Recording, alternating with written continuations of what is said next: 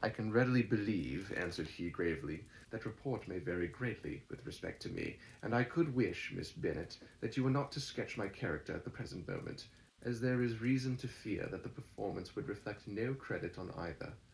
But if I do not take your likeness now, I may never have another opportunity." "I would by no means suspend any pleasure of yours," he coldly replied. She said no more, and they went down the other dance and parted in silence, on each side dissatisfied, though not to an equal degree, for in Darcy's breast there was a tolerable powerful feeling towards her, which soon procured her pardon, and directed all his anger against another.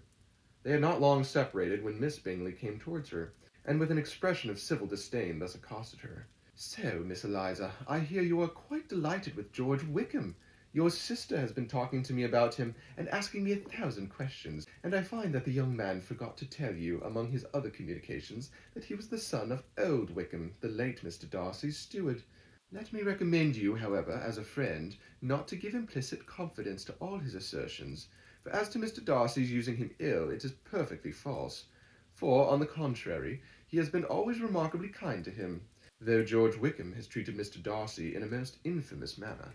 I do not know the particulars, but I know very well that Mr. Darcy is not in the least to blame, that he cannot bear to hear George Wickham mentioned, and that though my brother thought he could not well avoid including him in his invitation to the officers, he was excessively glad to find that he had taken himself out of the way. His coming into the country at all is a most insolent thing indeed, and I wonder how he could presume to do it.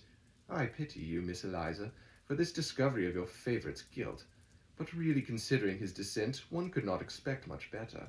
"His guilt and his descent appear by your account to be the same," said Elizabeth angrily, "for I have heard you accuse him of nothing worse than of being the son of Mr. Darcy's steward, and of that, I can assure you, he informed me himself."